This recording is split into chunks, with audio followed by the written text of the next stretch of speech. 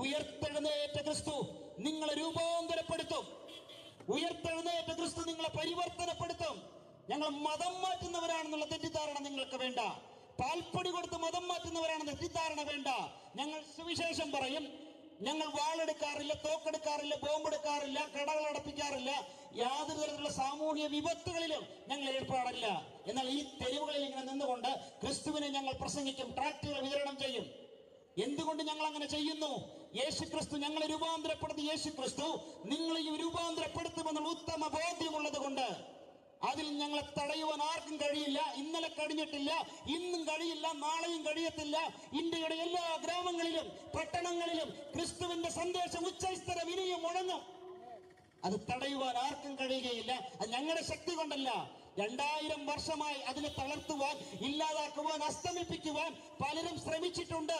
ക്രിസ്തു മാർഗത്തെ ഇല്ലാതാക്കുവാൻ, ക്രിസ്തുവിന്റെ ആശയത്തെ ഇല്ലാതാക്കുവാൻ, അതിന്റെ അടിസ്ഥാനത്തെ തോണ്ടിക്കളയുവാൻ, അതിനെ അടക്കം ചെയ്യുവാൻ പലരും ശ്രമിച്ചിട്ടുണ്ട്. എന്നാൽ മരണത്തെ ജയിച്ച് ഉയർത്തെഴുന്നേറ്റ യേശു ക്രിസ്തുവിന്റെ നാമം ഇന്ന് ഉച്ചസ്ഥരം ലോകത്തിന്റെ എല്ലാ തെരുവുകളിലും പട്ടണങ്ങളിലും ഗ്രാമങ്ങളിലും അത് മുഴങ്ങിക്കൊണ്ടിരിക്കുകയാണ്.